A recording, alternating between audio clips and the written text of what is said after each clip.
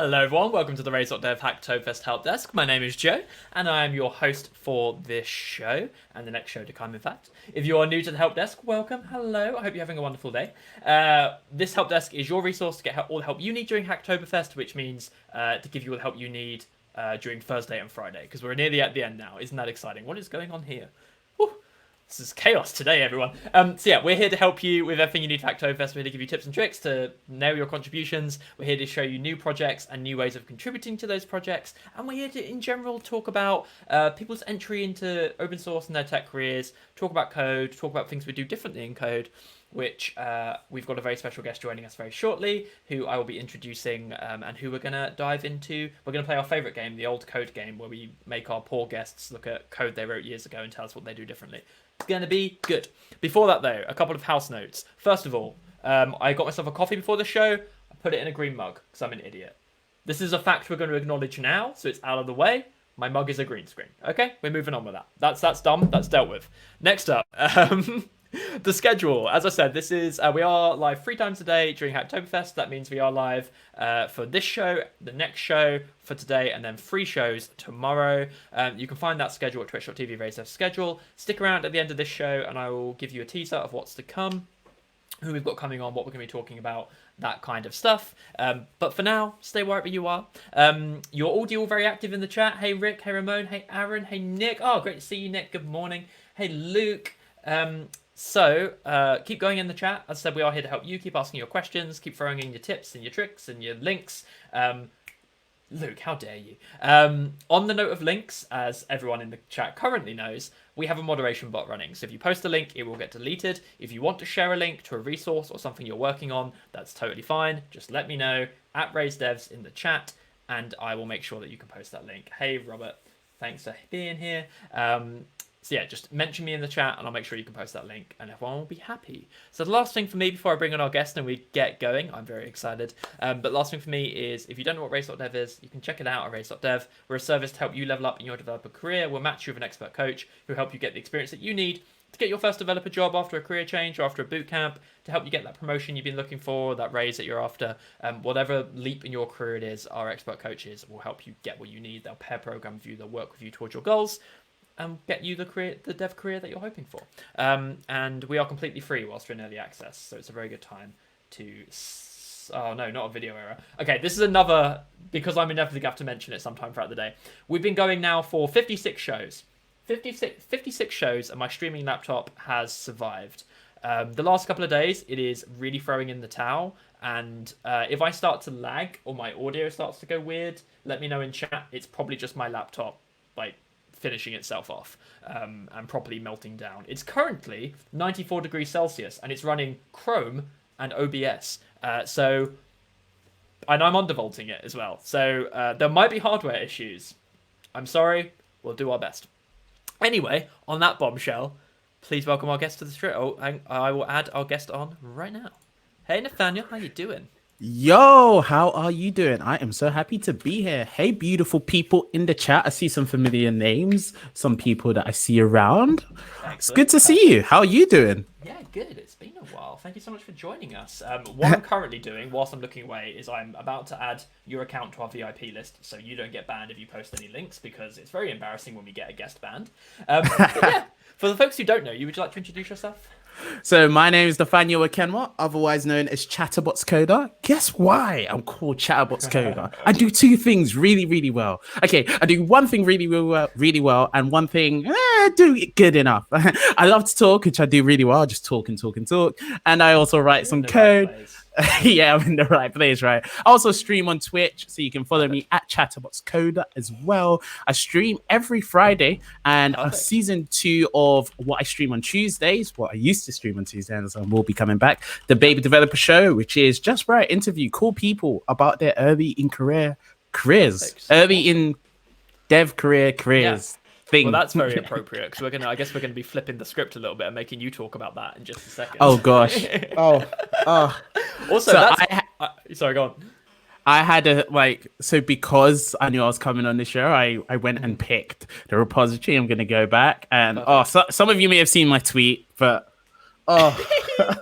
It's my favorite. It's my favorite. We do it. We do it for the spirit, with the spirit of love. We go back to old repositories, and we're not about mocking our past mistakes. We're all about talking about how we've grown. Is how we do it. So we'll be nice. We'll be friendly. We'll make it a lovely experience. But yeah, also on your stream. So that's Friday. What time are you streaming tomorrow? Whilst it's on the screen.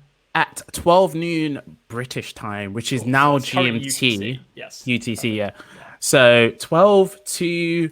So I always do a minimum of 2 hours. On a good day, it could be 4.5. On a bad day, it might be 2. It depends, really, because a lot of times, once I hit 2 hours mark, it's either I have that code fatigue, or like we have people in the chat who are like super helpful, or just giving me so much banter, and making fun of the fact that I do much more talking than coding. Because of that, sometimes it goes on forever, but it's so fun. Perfect. Fun. Awesome. Cool. Well, you can check that out tomorrow. And I'm also super excited to hear that you do a show that has seasons. That's very, that's like a level of Twitch I aspire to be at. Well, see, okay. Season 1 wasn't supposed to be season 1. It wasn't supposed to be seasons. Okay. However, it happened because, like, that's a lot of work. It's too much work.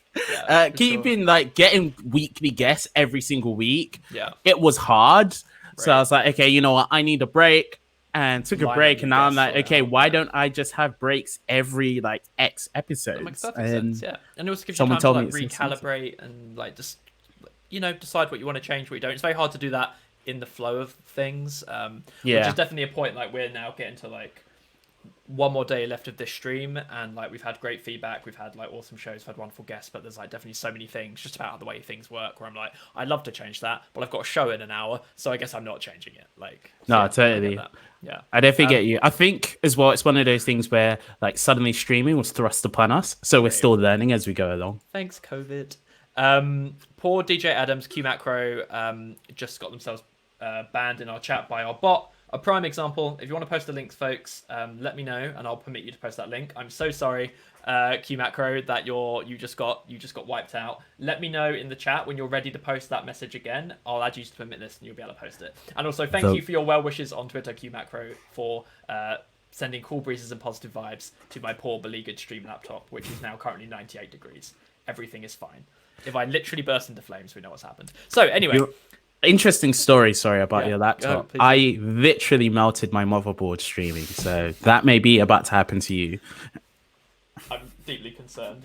I literally, before this show started, I was buying a new graphics card because I'm like, I can't do this anymore. Like, I need to get out. Anyway, cool. So let's start. Speaking of baby coders, let's talk about your developer journey. Where did it all start for you? What was your trail into this crazy industry? I mean, it's weird because like every time I think of it, the story's slightly different. Right. TLDR. I mean, I don't need to do the TLDR, no, but this is your show. You've got 90 minutes. What was you want? But I went to uni. So I'd actually always been interested in like coding more from like TV, and when you see hackers, you see. I would never forget that. Now it's stupid, but I genuinely thought it was cool at a point in time. There's this NCIS clip where you see two hackers typing on the same keyboard. I know the one you mean. Oh gosh. I used to think it was cool. I was like, I want to do that. That's so awesome. NCIS and I used to has a lot of classic moments. The other one, NCIS also the show with the boats crossing in the ocean thing. Yeah. Oh man, it's a classic. It's a classic. It's still going on actually. Yeah. Oh, really? But, wow. Yeah. I'm not sure whether it's good or bad. I used to like do a lot of stuff with my MySpace page. That's what I cared about. I didn't really have the correlation between code. I didn't realize I was coding because I was using Macromedia Dreamweaver. Oh gosh, I'm old. Dreamweaver, and I would try to use their like graphical editor, which was so trash. But I'd use it, then I'd look at the code and then try and just be like, okay, I've used the graphical editor, and then just try and fix the code that was always broken. Right, because it would always give you some bad output in terms of that code, and like the way it actually generated the code was just garbage. But it was like decipherable enough as where it was a good tool to start seeing how things would work. You just see yeah. divs and divs and divs and divs Yeah. and divs. Sure. So kind of did that. I actually did enjoy it, but then Facebook came and you didn't really like hack into Facebook. So Right. that kind of died, stopped Yeah. programming, Rest kind in of peace. forgot That's about nice. it. Went to university to do electronic engineering, electronic and computer systems engineering. Yeah. Absolutely hated it. All right. If Really. any of you have been to university, you may recognize that there's the person who doesn't show up to any lectures and then suddenly shows up to the exam. Only one of I those people. Only one of those. Or oh doesn't maybe show up to the exam either. Okay, that's bold. that was me. I'm not even Okay. gonna lie. I was the prepping to have an amazing life as a college dropout.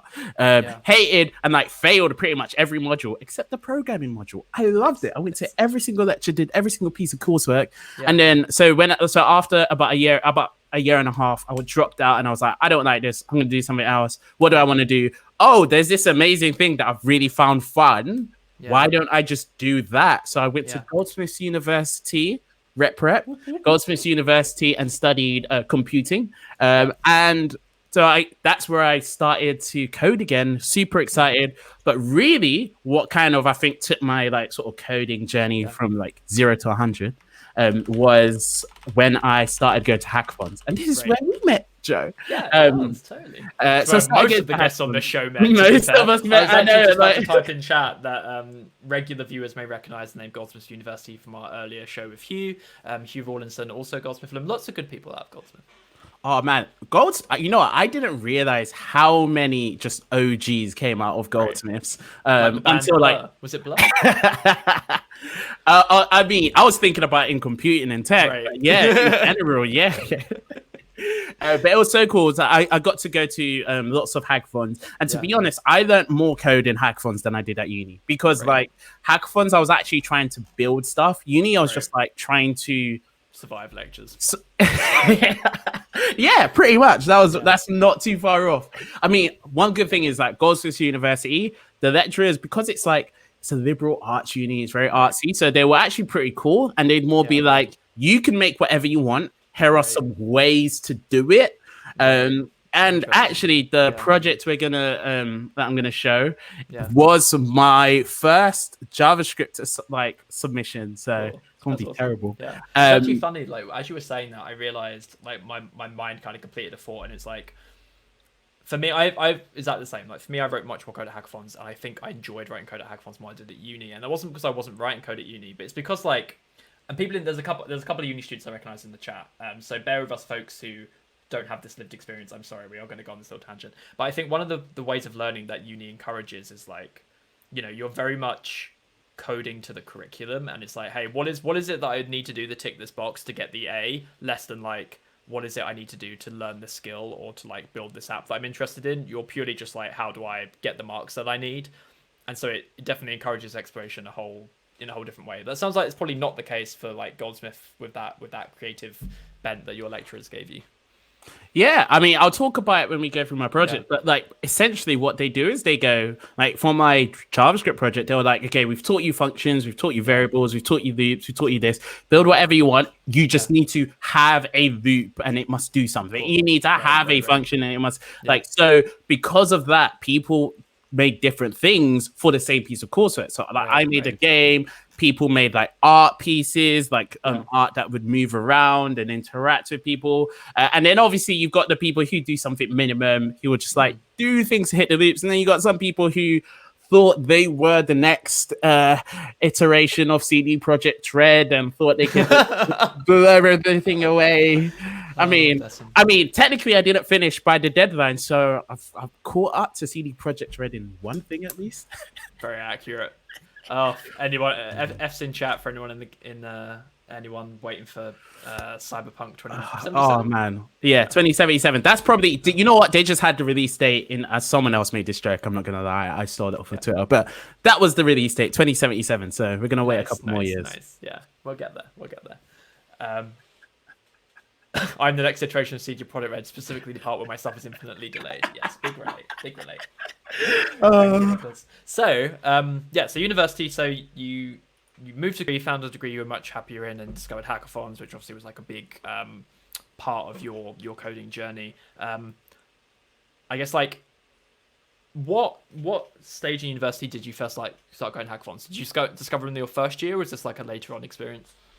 So, I actually, while I was going through this, I found the first project I actually put on GitHub, and it was Nice. from not a hackathon, really. Yeah. It was from it was MLH's Hack Day. Oh, what was it called? It's actually got a proper name. They do a hack day. Local hack day. Local hack day, yes. And I remember going there with some of my friends. We were like, we are so close. We're still close together. Yeah. We have like a group chat in which we talk. And we were like, let's try and build something, even though we knew nothing. Yeah. And I just loved the idea of us coming together as a team. Right. And we barely knew any HTML and CSS Right. and JavaScript and tried to bring something to life. Yeah. I remember because we always used Bootstrap to handle CSS because we didn't know what we were doing. Yeah, of course. Just But, default include that script tag. Exactly, right? It just makes everything work. Yeah. And but like for me, it was the big thing of coming together with like friends and actually bringing something to life, like having an idea, and then by the end of it being like, this is a thing. We didn't finish. We tried to create a Secret Santa bot, Right. which would handle Secret Santa for people, and we just had some graphics and thought about how it would work. Yeah. But like, I think just once I was there, that whole Right. addiction to building things with people kind of just got stuck in. Then I started going to different hackathons. I remember the first hackathon I went to was Bull Hacks in Birmingham. Yeah. And since then I was hooked. Eventually started running hackathons as part of Hacksmiths, which was Goldsmiths Tech Society. Rep. Hacksmiths. Oh, I love Hacksmiths Hacksmiths. is such a special hackathon as well. Just to briefly go on this, like, you already mentioned how Goldsmiths is a little bit different as a computing university, but that really came out in the hackathon. Like, I think hackathons are great. We spoke about hackathons a lot. Uni hackathons, though, university hackathons, again, they are great, but the scene kind of has a formula, and that's by design because, you know, like, for a lot of people, it's their first time organizing a multi-person, multi-day event. A multiple 100-person multi-day event. But Hacksmiths was always wild. First of all, because it was in a church, or an old church, no longer a church, just to be clear. But the building used to be a church. And then, just that creative computing, like, angle on it was always so wonderful. Yeah, I think like some of my favorite ever hacks in the world, like there was one particular one at a hackathon there, which I've still not seen beaten. Like just the whole story and the way it came together. It wasn't the most technical, but in terms of the most just freaking cool, it was the best. So went there. I started running hackathons with the Hacksmiths team. I'm so privileged to be a part of the team, because that kind of led me down the road where I am now, because I began to realize that I actually enjoy not just coding, but I enjoy talking about code. I enjoy doing presentations of code. I enjoy, because we did workshops as well, I enjoy doing workshops, showing other people how to code. I just love teaching and I see where this is going. And so now we get to where I am now. So I was also one of the people that actually sponsored a lot of our hackathons, and a lot of the events we did was this cool company called Twilio. And Twilio is a company that basically gives developers tools to interact with telecommunications. So if you want to send texts, make phone calls, now emails, video, any sort of telecommunication or communication, Twilio has APIs to try and make it very straightforward for you to put those into your applications. So they always came on. I remember Phil Nash, the legend Phil Nash. Love him. Now in Australia, I'm so sad. Now in Australia. No, I'm not sad, because if he didn't go, I wouldn't have a job. But don't no one tell Phil. Don't tell Phil. It's like the usurping the throne story. So I remember this was before he left the UK. He came and did the demo, and in 5 minutes, he basically sent everyone a text and phoned everyone writing code live on stage. First time I've seen a live demo done in 5 minutes, and I was just like, this is amazing. Like, this company is so cool. And I was like, it wasn't even just the company so cool, but I was like, that thing that he does where he's basically a person who goes out and shows developer tools of some sort. I was like, that's what I want to do. Like, immediately. The goal of getting into DevRel was always the end goal. But usually the way you go into dev role is like you work as a developer for X years, put in any number depending on the company, and then you finally get a dev role job, and then you talk. But I kind of skipped that. I saw like there was an open role after Phil left, and there was an open JavaScript role in the UK. And at the same time, we ran another event called what was it called? It was basically a hackathon for career hack.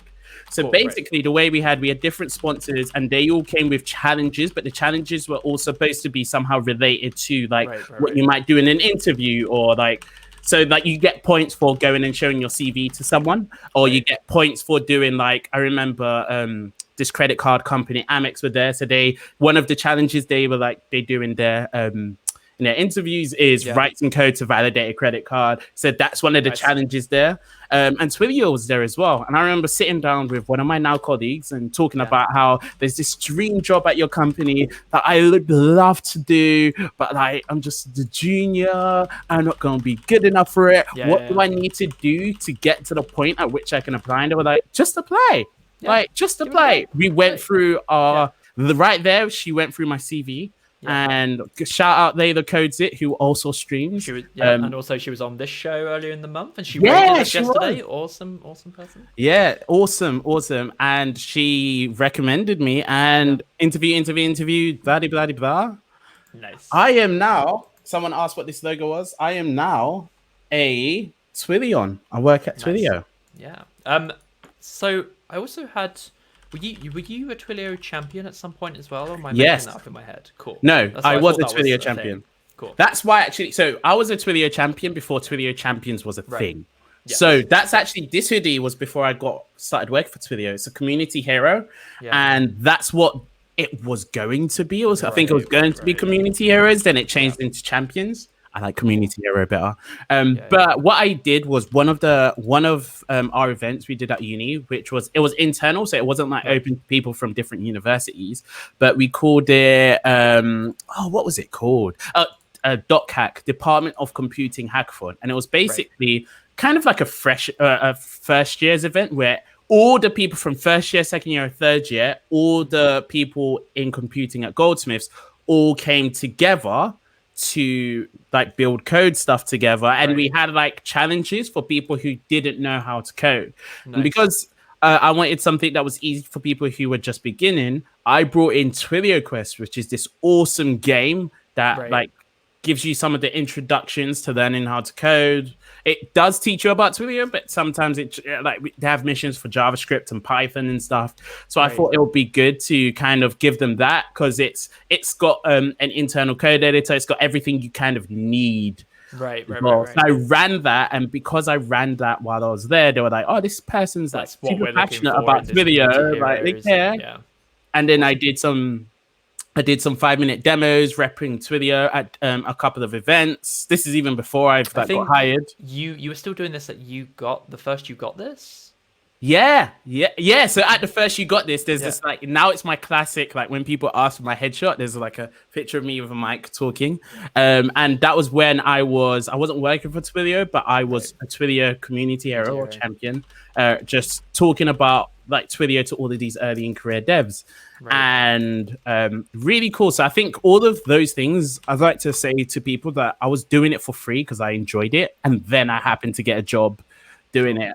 And so here I am. Nice. Awesome, cool. I dropped a bunch of links in chat during that. So first up, this is just me being a nerd who used to work at PayPal. If anyone's interested in how you validate a credit card number, I threw you a link to the Lon algorithm, which is the algorithm for that. Then there's also a Twilio blog post, which was your joining Twilio blog post. If you want to hear more about that. There was something else I was going to ask you, and I completely bounced off and forgot what it was. So that's gone. That's dead forever. We'll forget about that. So you started as an evangelist at Twilio, and we've had a couple of evangelists on the show now, obviously Layla being one of them, and spoken a little bit about about what that means and what it is. But folks who are new to that, do you want to briefly run through like what your day-to-day looks like? So as an evangelist, my job is to basically tell people, like, I like to think of it like this. I need to make sure that people know, use, and love Twilio. And they're like, that's ultimately what I do, but I do it in so many different ways. So one of the ways is I need to make sure people know about Twilio. So that's often things like this. Me being on the stream here, like earlier on, I've just given you a little rundown on Twilio is a company that makes tools for developers, ... Yeah. And because of that, now a lot of this audience knows what Twilio is. But oftentimes I go to conferences and I do that to maybe 1,000 people or 1,500 people. Or I'm sitting at a booth where people come up to me and ask me what Twilio is. So that's like sort of number one in my job, to make sure people know. But then also to empower people to use Twilio. So that would be maybe I'm doing a workshop where I'm showing people how to get started with Twilio. A lot of times I'm writing blog posts about what they can build with Twilio. So I might write, like I wrote one of my first blog posts that I wrote was a blog post showing people how they could hook up a Twilio number to their calendar so that anytime somebody wants to watch Twilio, anytime somebody wants to call you, it checks your calendar, checks if you're free, then phones you. So that way you don't get any phone calls. And love that. Yeah. So like all of these different things are like different things that people might want to build to get started with Twilio. So I'm trying to empower them and show them how to use Twilio. A lot of times I go to hackathons, give out promo codes, help people build Twilio projects. So that's the use bit. Yeah. And then the love bit is kind of, it's a bit vague and like wishy-washy. But ultimately, when I see that there are members of the community who continually like, they use Twilio on a regular basis and they enjoy it, I want to also recognize and show them love. So like, I know there's some Twilio champions who are actually in the chat as well. I think I saw Roberta Balls earlier. Yeah, I see Roberta Balls. And there's a couple of people in the chat. And what we do is we try to show love and try, because a lot of times they're talking about Twilio as well. We want to just like raise their voices, make it louder.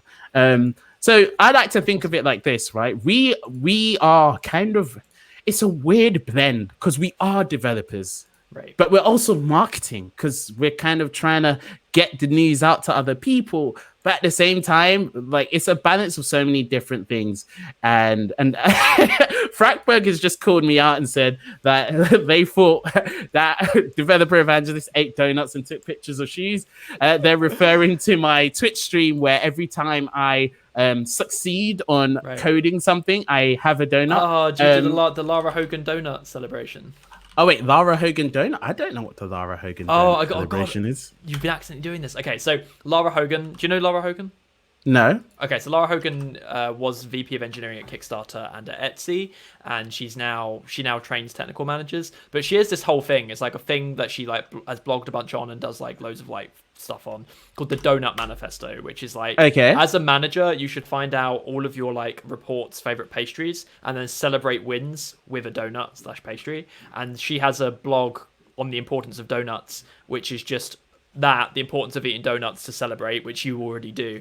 And then it's a picture of every donut and every celebration she's done from 2017 through to now, every single donut and every cause she's celebrated. And it's amazing that like you've ended up in the same place as like literally one of my favorite, like, I don't know, person who thinks about these things intentionally in the world. That's so great.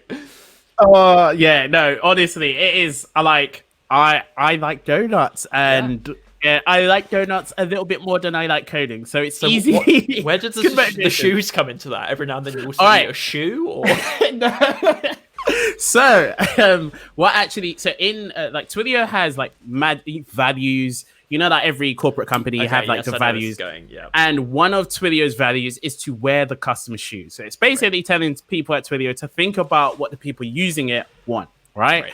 So context. Now, when you go into the Twilio office in San Francisco, there are literal customer shoes nailed to the wall. So like Jeff, our CEO, will sometimes be like talking to a customer and be like, "Oh, do you mind if I like have your shoes?" Like that sounds so weird. He'll give them Twilio trainers in return, so they don't leave barefoot. They don't walk up barefoot. But literally their shoes, and then they get hung in different parts of the office with a plaque. Yeah. Now, the most expensive pair of shoes in the offices. Oh, I should try and find that out. That's a good thing. Now, I like the idea because I think like to be a good developer and also to be good at my job, it's very important to actually think about your customer, think about the people you're talking to, think about the developers and understand what's important to them. And so I wanted to remind myself of this fact. But the problem is I'm not rich enough. I'm not a billionaire. I can't just take people's shoes and replace them. So what I did was I built a bot with WhatsApp that people could send pictures of their shoes to me and it'll print it out. And you can probably see that is that what it is? of... It's a little bit blurry, but that makes sense now. Let me grab one.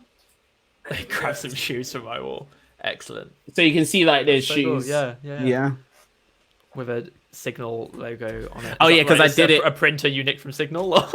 No, I did it during the Signal. I did it on like stream during Signal. So cool. And then I did it on my stream the week after Signal. So yeah. Nice, awesome, super cool. So it's a nice little remembrance. Yeah, that's super rad. I remember what I was going to say. So people may have observed that a thing has appeared outside. I was told that my sound was a little low. I hope this fixes it. If you're still having trouble hearing me, let me know in chat. But hopefully now you have the full ASMR experience. Now we both have the visible pop cards going on. People complain about mine though because as you can see, the edit my green screen is here, so you just get like half a microphone appearing out of the void. Fair enough. Anyway, this is one thing which has happened to me in this world of Zoom. Every single time I get on a call and like, because I've got a DSLR because I stream, so I've got a decent camera and then everyone's like, oh, DJ, and I'm like, oh. That's never happened to me. So many people make the same joke. It's not funny anymore. No, people tend to. I get the fun one where people see my background and that brings to mind a location to them, and it is never Amsterdam. And like I have some proper weird ones that people have suggested, and I'm like, does that city even have canals? What are you talking about? So that's usually my one. People trying to guess what my background is and surprisingly get it wrong all the time. Nicholas asks, does an increase in sound also increase the temperature? No, we're at 94 degrees. We've gone down 4 degrees. The volume of my breath is now cooling the PC down. Anyway, so joined Twilio, became an evangelist. You spoke a little bit about the fact you still do code. So I guess where I'm going with that is we're about to look at a project of yours that it's been a couple of years since you wrote it, and I said like we'd like to do this in kind of like, hey, what have you learned since? What's also interesting about this, we said that it's a JavaScript project. What's interesting with these when we do this on JavaScript projects is often it becomes less about like what you as an individual have learned and becomes more about how JavaScript as a language has changed. So that's going to be fun. So I guess do you want to tell us a little bit about the project, what it was for, and like what you were doing, where you were when you wrote it? Well, you told us at university, but like what the aim was, I guess. So I was in first year of university. Cool. And this is towards the end of, was I in first year? Am I doing my maths right? Yeah, I was in first year of university. I was in first year of university. Yeah, we started straight up. And so first year of university, and we were told to do a project. So actually, the way we learned JavaScript, some people may agree or disagree with how you should learn JavaScript. I don't think many people would put this one high up in terms of the way to learn. So what we had was there's this really cool open source project called processing.org. Now, processing is for Java, and basically, I'm trying to like, yeah. So processing is for Java, and it's this really cool. Let me actually read it. It's a flexible software sketchbook and language for learning how to code within the context of visual art. Visual arts, Goldsmiths, liberal arts uni, perfect match. So processing was for Java, and then P5 was basically the equivalent of that. P5.js was the equivalent of that for JavaScript. Now, so we learned how to write code by building projects in P5. Sure. Oh, so do you want to throw your screen up, by the way? Do you want to show people this? Oh yeah, you can show people this. So this is P5.js. Cool. It's a JavaScript library for creative coding with a focus on making coding accessible and inclusive for blah blah blah blah. Now the thing that I really loved about P5.js was I hadn't learned. So we were learning HTML and CSS in a different module, and because of that, we actually were able to learn them in parallel. Usually, people learn HTML first, then learn JavaScript. But because we were like within the confines of the P5 world, which abstracted away some of the like the things that connect the two, we could just focus on like understanding JavaScript. So we learned about functions, variables, all the all the beginner and the most basic building blocks of JavaScript we kind of went through there. Well, I wonder if they have like examples and stuff that people can use. So like they have all sorts of things. I mean, and the thing is, it's one of those things where soft body is a good one. Soft body. Yeah. So you can get some that are like really, really complex. Right. And with all of this maths that's going on, which is pretty cool actually. I haven't seen this one. Yeah, follow your mouse, I think. That's what it's trying to do. Yeah. Ah.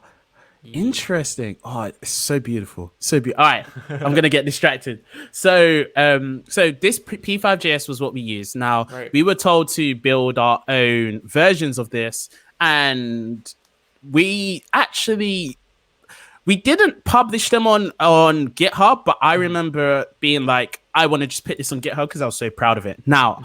I went overkill. So if you can actually, like, it says for my university marker. So I literally in the README, I'm putting notes. That is some next level preparation. I was about to say, like, everyone has left like code comments in for their marker in their code where it's like, hey, we actually had oh my god, I'm having a brain blank. We had Shana from Microsoft on an earlier show showing us some University C that she wrote, and there was a comment in there that was like, to my marker, this function doesn't work. I'm sorry, crying emoji. Well, no, README is next level. Look at this one. Please note, the swimming game does not work. I broke it right before the deadline and couldn't find what I did wrong. Everyone has done that particular message before. It's like, it worked, I promise. I just broke it at the last moment. Yeah, sure. That's hilarious. I completely forgot that was there. So it was not complete. But I remember at the time being super proud of it because I did all the animations that you're gonna see myself. So like that was why I found it super cool. Right. Let me actually open a project. Hang on. Go back to that a sec. I'm very intrigued. So the project was 4 years ago. What README update did you make 2 years ago? Like, you came back 2 years after and were like, I needed to change the README. I have no idea. Wait, hold on. You added a note about it being your first project. You've left it up for nostalgia reasons. That makes sense. Oh, okay. Yeah, probably. Yeah. All right. Yeah. Cool. I was like, what did I do? I think I remember why. I remember at April 2019. Yeah, so that's when I'm applying for jobs. And so as part of applying for jobs, you put stuff on GitHub. So it's like a big star. This does not represent my coding abilities. Yeah. That's why. Oh gosh, man, life is funny. Perfect. Yeah. So all right, let's actually. One of the things that I figured out as well about this is. I was so new to coding that I put spaces inside the directory name. I would never do that now. I would never. Difficult. Oh my gosh! And I'm trying to remember. I think I'm just gonna. And I didn't know how to set up a server, so I used to always do this Python simple server thing, which is really useful. So it basically just creates a server in the directory. And let's open it up. Oh, I'm actually nervous, folks. All right, drum roll. Oh my god, this is glorious. Oh, you can't hear it. There is everything is. There's a lot going on. There's actually even background music. I've just muted it because it's loud in my headphones. Okay, cool. I was gonna say we should be able to hear it. Are you sharing from Chrome? I am sharing from Chrome. I'm not sure if I chose to share. That's probably for the sound. Best. But hold on. this is a visual feast that we're. Yeah. All right. Let's start from the beginning. What's the options? Oh my days! I put music and I put in-game FX. I could reset your athlete data. You could edit your athlete, so you could choose different skin colors. Oh God. You know what? I was very ahead of time because people could self-identify. It doesn't change anything. And then also set non-PC. Cool, nice. And then you could change the flags and stuff. All this just only did stuff here. Right. Let's go back. So, and also, whenever you won a thing, you got a trophy in the trophy cabinet. Oh my god! I was just gonna say another way you're ahead of the times. There is that's skin color selector is better than a lot of games. If anyone has been engaged in the recent dialogue on Twitter about all the terrible excuses game companies come up with to not have proper skin tone selection. Oh really? Yeah. Man. So anyway, individual events. We had the 100-meter sprint, and I remember. So you just press A and D to run. Right. Now I remember that. I think the difficulty is on hard. So like, Okay. so you got to run, and then like, This is can I incredible. keep up? Can I keep up? I The can't. comics, I the can't. comic sans, the very intense smiling Yeah. crowd. Come on, come on. Wait, I need to. So win. what are I you need doing to right win. now? You're hitting A and D. I'm or- hitting A and D. Oh, What? damn it! And I what's didn't the win. variables that difficulty changes? It's just the speed of the opponents, I'm guessing. It was a string that has Okay. like easy, medium. Yeah, and it changes the speed of the opponents. But you also notice that all of them were different. They actually just like had hard coded ones that multiplied versus that easy, medium, hard thing, Sure. which is interesting. But oh wait, I didn't win. The England shirt is fantastic, and the dead The England stare, shirt. the dead Yeah, stare on the England dead character. stare. I know. So honestly, at the time, I was super proud of it. I think This is really good. This is like a for only 1 year. like as a first year game. This is great. Yeah. For 1 year of learning JavaScript, I was proud of myself. One thing that I think was the hardest thing, and it's like hard to appreciate, is the actual like these Right. animations. I had to hard code like moving, and like Right. sort of do that. So I was very, very proud of it. Yeah, getting an and animation also, loop going is one of the harder things about Exactly. it. It's like a thing that is paid a lot of attention to in like Unity and that kind of stuff. And so also what? and I jiggle. find funny, yeah, they jiggle. So the whole point is they're supposed to be cheering. So they're like, yay! And I lost. That's awesome. But It reminds me a lot of the games on Newground. You just get made in Flash, which is very exciting to me because I feel like we were in another stream the other day. We were bemoaning the fact that like nothing has really replaced Flash, and I had completely forgotten this P5JS as a thing, and now I'm very excited to go make something stupid again. Stupid is fun. All right, let's actually look into the code of this. Oh, I am getting scared already. Oh gosh. It'll be Oh great. gosh. It'll be perfect. Don't be scared. All right, let's see. So, oh yeah, so there's a Sketch.js. Oh, and you got all the image paths that I loaded. One thing I remember is like you have to preload everything, which was kind of useful. Yeah, so actually, I guess a good place to start would be talking about the fact that this is P5JS, which like has a particular flavor to how. Yeah. Like there's a, actually what I usually relate people to. If anyone's done any like really basic Arduino programming, you get that like loop that you're always in. I can't remember what it's called, but it's very similar to like an Arduino sketch in the way it's set up as a program. I always find, if that makes sense to you. No, that is very, very accurate. Very, very accurate. So you have like a setup. So where you draw the canvas. I didn't realize this was creating like what is a canvas object at the time. Yeah. Thought it was.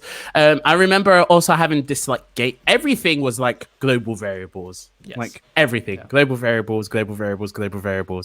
And I remember at the time feeling like I was super smart because of how many lines of code I have in one This is a lot. project. I mean, and also to be fair, that's something that like university kind of drills into you, that like, hey, more code is good. Exactly. Whereas now I don't like long documents. Now I'm very sort of break it out into smaller components, especially because like I like React, right? So I love breaking things out in smaller components. And I think that's something which I probably should have done more of. One thing I was very happy about, I remember early on, right? Being so if we go back to the game, yeah, which is over here, you can see you've got all of these buttons, yeah, right? And I remember like early on being like, okay, this is gonna be annoying having to put the buttons on every single, like each button doing the whole like this is a thing, this is text, and like this is before I knew React existed. Right. Did so you I remember buttons? Exactly, right. So I'm trying to find where the code is. This is the one bad thing about having like ridiculous, like you got crowd. So like I had a nav bar with buttons, and where's my buttons? And then look, so you got buttons, right? So you got like where it should be on the page, a label, a target, a size, and a type. So we've got buttons, we've got on clicks, and like I am very happy about this because I didn't realize that I was preparing myself for Right. component based frameworks. And also that's the kind of thing where as a first year you feel so fucking smart when you're like, I've made a system. That's it. It's a library. I'm going to open source it. In the world who has thought about this problem. So I was happy about that. Actually, it's pretty good. I remember because in different bits when you hold on, let me actually just put them next door.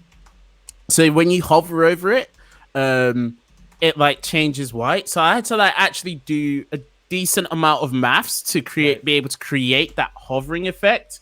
So it knows where your mouse is and etc. Now, one thing is P5 has so many functions that make that easy for you. Right. But at the time, this was for me groundbreaking stuff. Yeah. And there's not a line of jQuery anywhere. Does jQuery work with P5? It's all happening on a canvas. Not in Gen. Yeah. You can because you can interact with the DOM from the canvas. Right. You'd only, I guess you'd be doing stuff outside anyway. So the first thing you hit on was that you would break this up nowadays. So if you were writing this now, how would you architect this project? I guess what would you just bring these things out? How does P5 deal with module imports?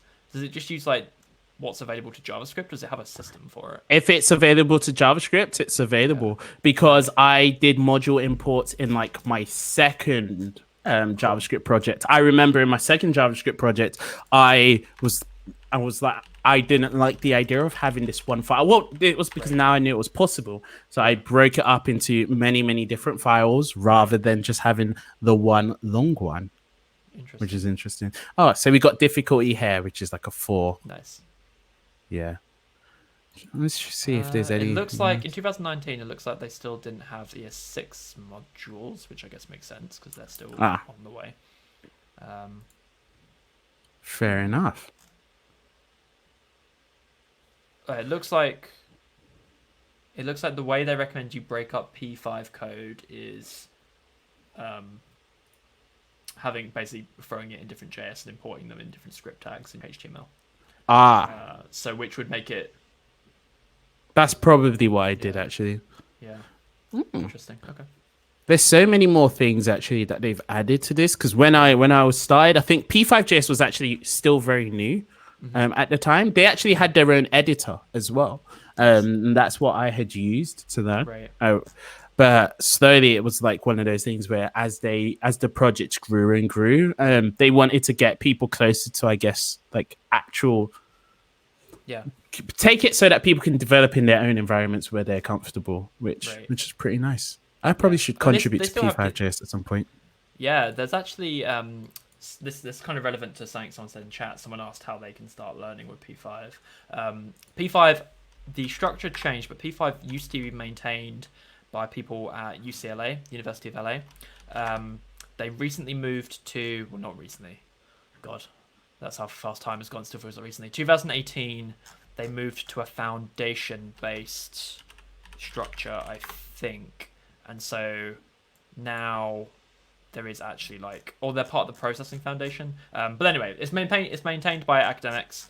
So it is all built for learning and it's used a lot in learning contexts. And they have a very well built out pipeline if you want to become a contributor. There's lots of paths and guides for doing that. It's super cool. Yeah. Anyway. I think it's really, really good for people who I actually used it to show.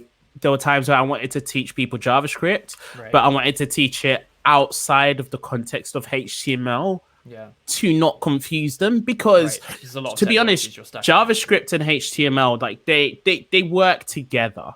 It's very rare these days that you have one without the other, and they interact, especially now when you've got React and stuff where you've got JSX, which is if we talk about HTML and JavaScript coming together, that's JSX, right? Yeah. So sometimes now, this year as well, past years, even beyond JSX, past years, it was very much hey, you separate your JavaScript and your HTML. Now we're very much back to every new framework is introducing a different way to write your JS and HTML in the same place again. So there's that muddying that there hasn't been in previous years. Yeah, and I I mean, everyone's got different perspectives on what the best way to learn to code, and I don't think there's any one right way. I think one of the many good ways is to learn them separately, then learn how they connect for sure. As well. That copy says I didn't do an arrow function. At the time, I don't think arrow functions... When did arrow functions come in? ES6, they would have... They should have been around, but they would have been very new.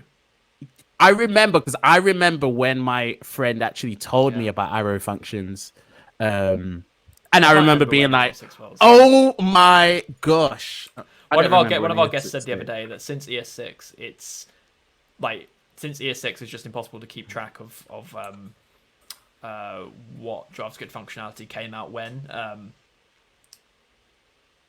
Oh, it's 2015. Oh, okay. That's a lot older than I thought. It would have been very new. It would have been new, yeah. Yeah, that's my excuse. There was something else I was going to say about P5, and I completely forgot what it was. So on this, like, in terms of like using P5 to teach people, Ramon said yesterday something which is a good point, which I think comes into effect with P5, is like, it also, because it's kind of this self-contained system and it all happens on the canvas and within its own, like, its own game loop and that kind of thing, it's much easier for them to get instant feedback and get that instant gratification than it is in, like, building a full, using all the technologies, building a website. So if you remember how I said I was at university and I did a programming module, so we did C++. Now, I flipping loved, like, the fact that I got feedback back then and I knew it was working after compiling. I could see what was wrong. So, like, imagine going from, like a really, let's call that, the gateway drug for me, right? Sure. And then suddenly getting the hard stuff where I'm like, I get it straight away. I was hooked. And I think for me, to be honest, right, that and hackathons is why I'm a web developer. Because I can, like, I like the idea of being able to, like, do something and then see its effect. I hate things where it's like, you've got to do lots of setup and then deploy it and then do all these things to just, like, to get something up and running, which is why I'm a massive Jamstack fan. Nice. For the people who don't know what the Jamstack is, you're now going to have to explain it. Cool. So the Jamstack is basically a way of architecting sites. I shouldn't just put Jamstack off. It's because I was at Jamstack Conf recently. Right. It's basically a way to set up sites so that they use JavaScript, APIs, and markup. Those are the three things. So it's not a full stack application where you have like a server. Yeah. And then client, like making use of static sites and static technology, right? Cool. Yeah, precisely. But then you can still build really, really powerful dynamic websites with this static APIs. Technology. Yeah. And then another thing which is also great is the fact that you can then make, like, I feel like I kind of missed CI/CD pipelines and all of that. Like, they are fading out as my career starts. What? Fading out? Yeah. I wouldn't say fading out. Consumed by other tools, I guess. Like, yeah, that's a good way, right? And definitely 1,000% being abstracted away, right? As I started learning. Right. So for me, the ability to just, like, deploy my code to GitHub and then my website is just like whoosh, working. Yeah. Like, there is nothing better. So, like, I'm a big fan of Netlify. Like, oh, thank you, Netlify. I love you. I'm a big fan of Netlify. Big fan. I remember GitHub Pages was a thing. It's still a thing. GitHub Pages is a thing. Yeah. Netlify is arguably a better GitHub Pages than GitHub Pages was ever. So I'm a big fan of Netlify, big fan of GitHub Pages, big fan of things that I remember when I used to use Jekyll. I haven't used it in a while, but I remember the Hacksmiths website, which I think is still up. I still love Jekyll. Or is it goldsmiths.tech? This is a Jekyll website. Cool. What? Definitely not. Oh my gosh. Wait, Hacksmiths.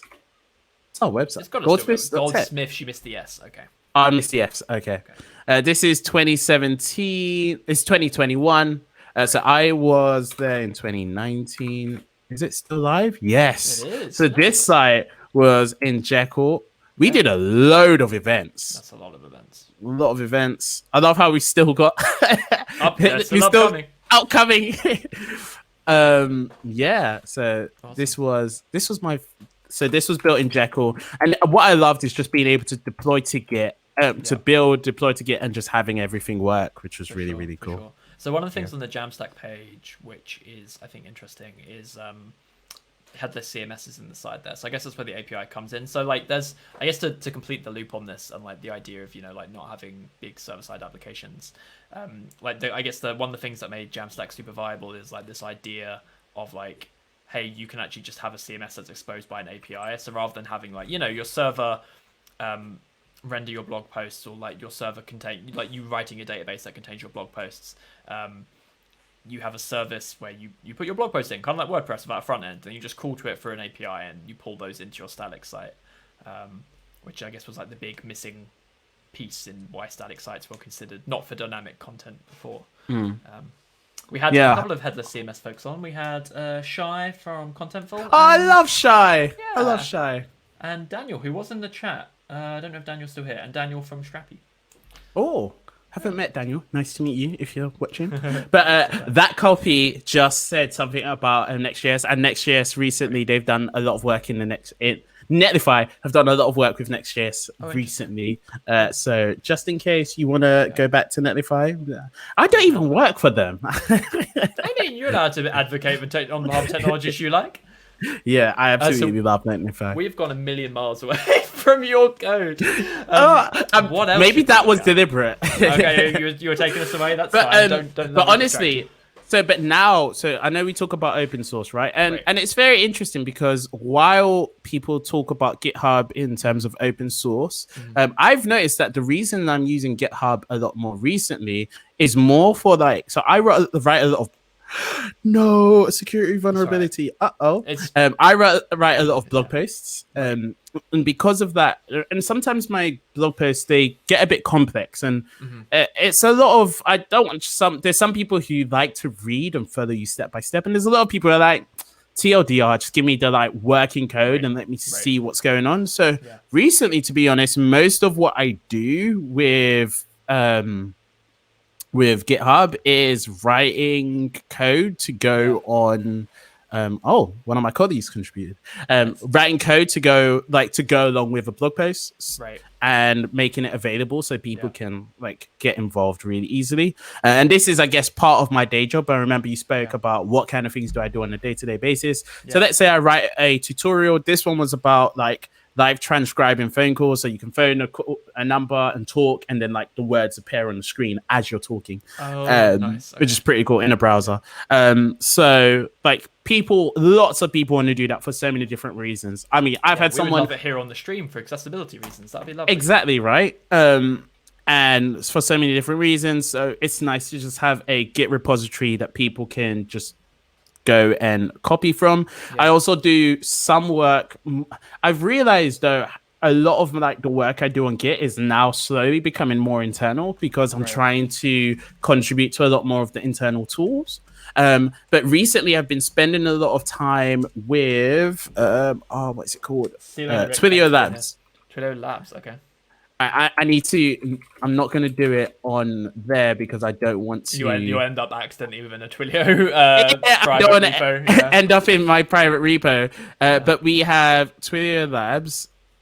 Cool. So Twilio Labs, which is a host of different repositories. Now, like we got a lot of people who use Twilio. And so many. It's one of those things where you get like hundreds of people, developers who build the same stuff. And it's just like, why should everyone have to go through the process of like thinking about it? Why don't we just... The fact you've got a design system there is a great example of that. Exactly, right? We've got so many different like things like, we've got a design system. This one also, if there's anyone here who still in Hacktoberfest wants to learn how to make pull requests and stuff, I'm pretty sure Joe could actually help you out. Here is a repo that you can actually contribute to. There's a game we've... Oh, really? Yeah, there's a game called Twilio Quest, and we have basically what you do is you contribute a pixel onto this piece of art, and that could be one of your requests. Awesome. And then we got all sorts of things, so templates to get people started, appointment reminders, etc., etc. So I've realized that a lot more times the code I'm working on is stuff like this, a lot of Twilio code.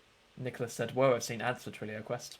Oh my gosh, I work for Twilio, and I'm getting so many ads. Really? Or I'm getting so many ads, man. But you know what? I love the Twilio team. I love the Twilio Quest team. Like they're amazing. Like honestly, just like my team is greater than everyone else's team. I love my company and the people I work with. Makes sense. Yeah. I genuinely have green eyes for TQ. Ah. Look, that's Luke from Vonage for context. Ah. Ah. We love you, Luke. We love you, Luke. Maybe we could get I'm joking. Yeah. Oh yeah, because Luke. Oh, I just realized because Luke said earlier, like when he's like saw who was on the thing, slammed the door, and then now context. It makes so much sense. Friendly banter between SMS companies. Oh, my best friend works there, so I love them too. Yeah, good old Kevin. I'm assuming. Sorry if it's not Yeah, Kevin. absolutely. That would be awkward.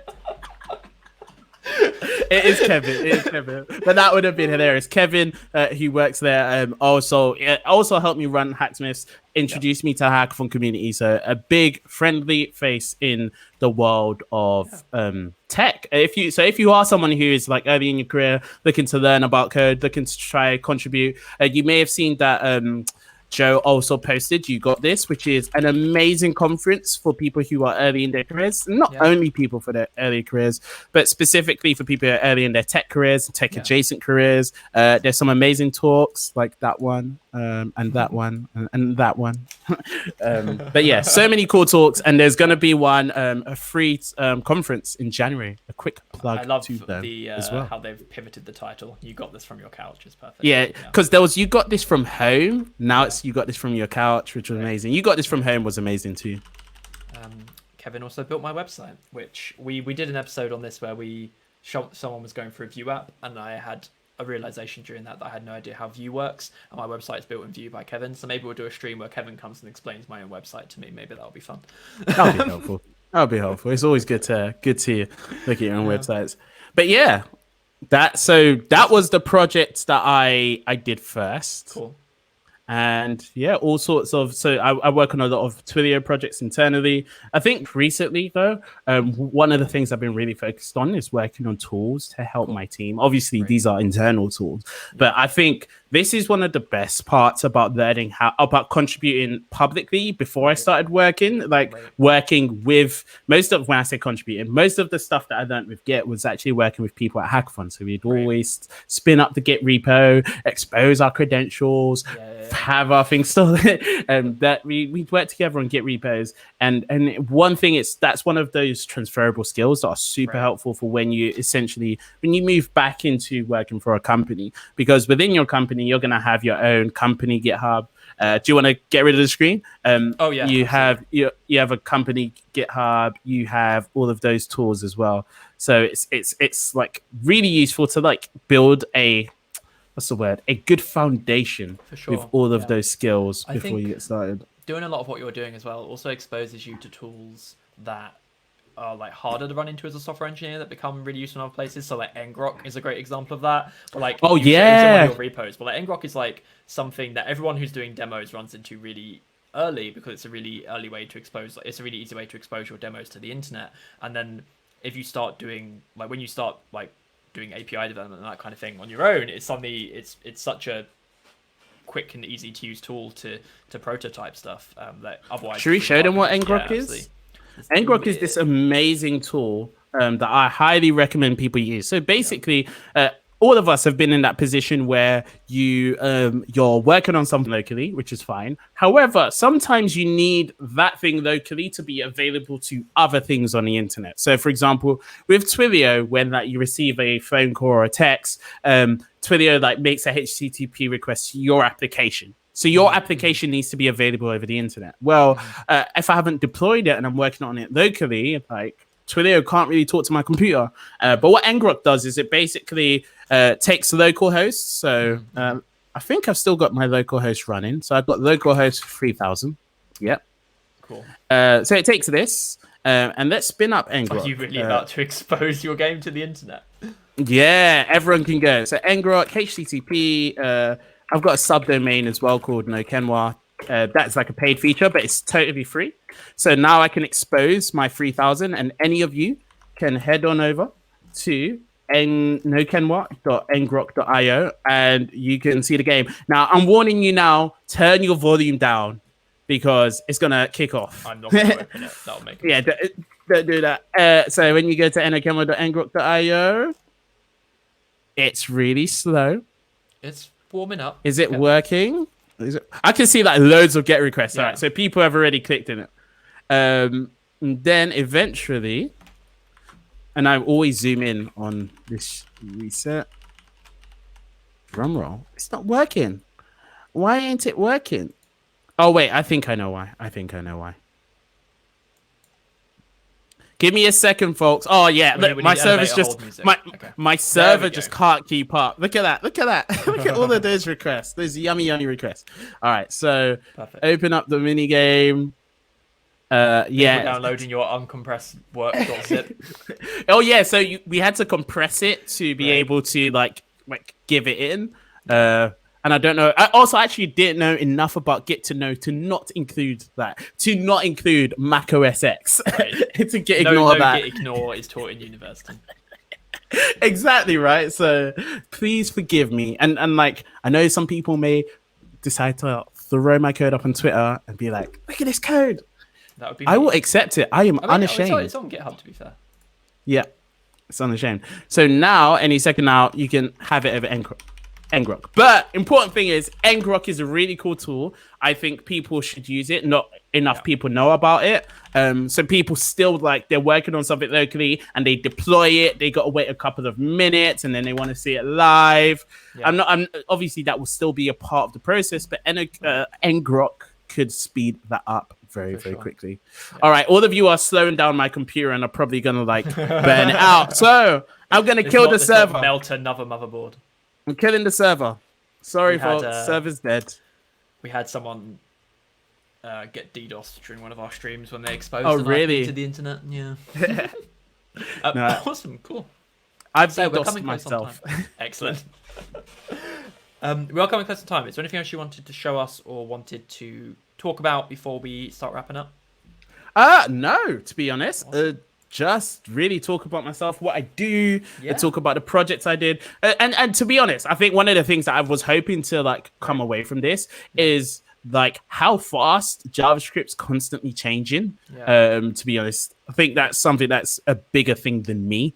But JavaScript is constantly changing, constantly coming up with new ways to do things. And I think being involved in projects, in hackathons, in teams, and when you're building mini stuff with people you know, obviously not everyone has the time, and I was privileged enough to have the time to do that and the freedom to do that. But if you can get involved in just building cool stuff, do it, because that's the fastest way to learn, in my opinion. That's one of the fast ways to learn. Easier and more accessible than ever, because now everything is virtual. You don't have like the travel involved. So I was talking to the folks from ML8 recently, and they were saying they'd seen more engagement in hackathons and they'd seen more projects being completed in hackathons since COVID. And part of that, they think, is people were actually going to bed because they're so they're going to bed and they're waking up refreshed and therefore finishing projects, which is really interesting. I think it like sleeping is one of the most underrated parts of being a developer. Like if you don't sleep, you're developing skills. Exactly right. So make sure you get the good sleep, good sleeps. But yeah, on that note of JavaScript changing, a stream we did in the past, which I can highly recommend to folks, we looked at a 8-year-old Firefox OS app with Flaky, which is a little bit older than your code. And what's fascinating about that is Firefox OS existed before service workers, it existed before modules, existed before promises.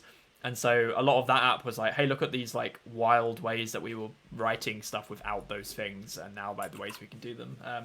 So yeah, it's a super interesting place to go look back at. Like when we look back at that C code of Shana, nothing had changed. C is C. Right. Awesome. Cool. Well, thank you so much for being here with us today. No worries. So again, that's 12 p.m. UTC tomorrow for your stream, right? Yep. Perfect. Yep. That's up on the screen. And again, thank you so much for being here. I'll slide you backstage and do our outro, Jazz. Cool. Alrighty. And if people want to get hold of you, where's the best place for them to go? I guess also your Twitter. Twitter at Chatterboxcoder. I don't really like Instagram's more just like, oh, I traveled and I saw a cool thing. So less of anymore. tech stuff on. Oh no! Why do you have to remind me? But yeah, definitely. Just check me out on Twitter at chatbotscoder.com. Feel free to follow me on Twitter as well. Oh, sorry, on Twitch as well, because I stream as well. A big shout out as well. If you're hanging around later on, I know one of my colleagues is going to be doing a Twilio Quest stream, a Spooky Fest stream, all about the haunted house of, I don't know, Twilio Quest and spooky stuff. It's on Twilio Quest, so at Twilio Quest. There you go. So definitely check them out. Twilio Quest. Wonderful. Awesome. And again, thank you so much. Check that stream out. We'll hopefully hang out with you tomorrow. Farewell, sir. Farewell. Alrighty. Thank you, Nathaniel. I hope you all enjoyed that. I definitely did. There's like been so many streams this month where I've come away being like, cool, I need to go play with that thing I forgot existed. And P5GS is now high up on there. I'm never going to have time to do all these things. It is too much. So don't go anywhere. Before you go anywhere, I don't know why I'm typing to Nathaniel. He can still hear me. Thank you so much. That was awesome. Before you go anywhere, let me run you through the schedule for the rest of the day and week. So we've got one more show coming up in a couple of hours, in 4 hours and 45 minutes, with Sam Lanning. God, why can't I pronounce Lanning today? Sam Lanning. Sam Lanning is at the UN, and at Past Life they're at GitHub and at Semel.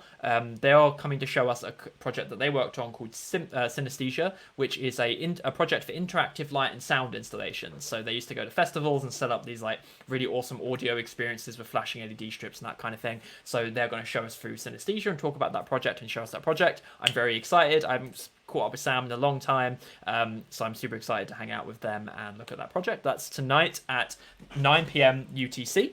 After that, so I don't know why I took that down. I've still got tomorrow. Tomorrow, we've got 3 streams. First one's Nicholas Carrigan, who's hanging out here in the chat. We're going to be looking through some of Nicholas's open source projects. Second one is with Eddie, open source advocate, has a great educational YouTube channel, was hanging out with us at the beginning of the month. And it's been doing lots of Hacktoberfest stuff, so we're going to have a reflection on where they're at now and how that's been going. And the last stream is with Mr. Matt Cowley and Chris Ewald. We're going to be talking about the Hacktoberfest app, the app that makes it all happen, how things were back when Chris wrote it a year ago, how things are now that Matt's maintaining it, what's changed, what they do differently, and have a general Hacktoberfest retro, I guess. We're going to retro Hacktoberfest while it's still going on from the app side. It's going to be great. So, Nicholas acknowledging that Nicholas will be up at 4:30 a.m. for the stream, so we will be gentle. We'll speak with our soft voices and we'll be very calm so as not to exhaust Nicholas during that stream.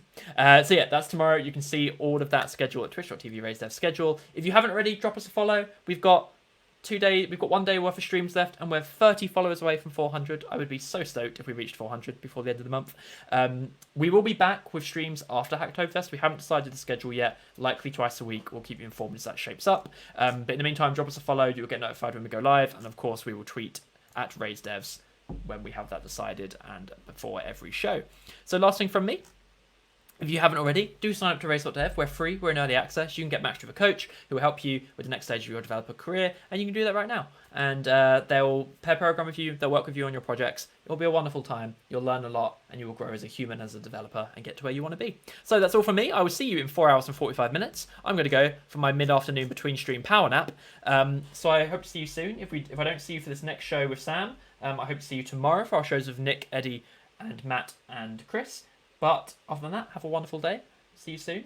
And thanks for being here.